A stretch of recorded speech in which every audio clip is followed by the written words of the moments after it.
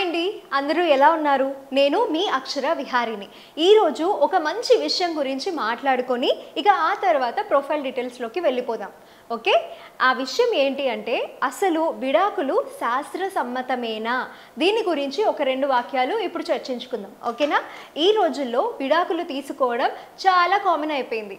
అసలు విడాకులు అన్న పదం మన శాస్త్రంలో ఉందా లేదా మనం సృష్టించుకుందా? అదేదో ఇప్పుడు చూద్దాం. గౌతమ మహర్షి తన భార్య అహల్యని ఇంద్రుడు క్రీడించి బయటకి వస్తున్నప్పుడు గౌతమ మహర్షి చూసినప్పుడే భార్యని విడాకులు కోరవచ్చు. కానీ గౌతమ మహర్షి అలా చేయలేదు. కేవలం అహల్యని నువ్వు గాలి మాత్రమే పీలుస్తూ శిలవై పడి ఉండుగాక అని శాపవాకు విడిచిపెట్టాడు.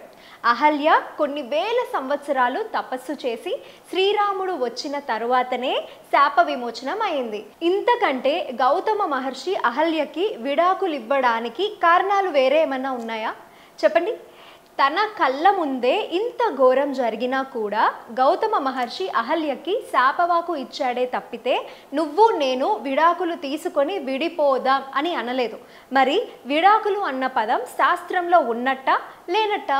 ఈ విషయం అందరికీ నచ్చింది అని భావిస్తున్నాను. ఒకవేళ నచ్చితే షేర్ చేయండి, సబ్స్క్రైబ్ చేసుకోండి.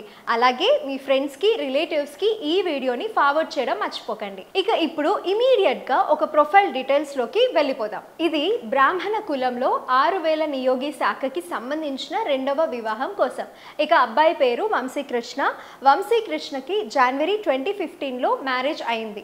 మ్యూచువల్ కన్సెంట్తో భార్యాభర్తలు ఇద్దరు విడాకులు తీసుకొని విడిపోయారు. పిల్లలు లేరు. ఈ అబ్బాయి డేట్ ఆఫ్ బర్త్ వచ్చేసి 18/8/1989. వీళ్ళది కన్యస గోత్రం. అబ్బాయిది శతభిష నక్షత్రం. హైట్ వచ్చేసి 5.7 ఇంచెస్ ఉంటాడు. MBA LLM చదువుకొని అడ్వకేట్గా తెలంగాణ హైకోర్టులో ప్రాక్టీస్ చేస్తున్నాడు. సంవత్సరానికి 10 లక్షలు సంపాదిస్తాడు. ఈ అబ్బాయికి డివోర్స్ తీసుకున్న అమ్మాయి లేదా విడో అమ్మాయి అయినా పర్వాలేదు అనుకుంటున్నారు.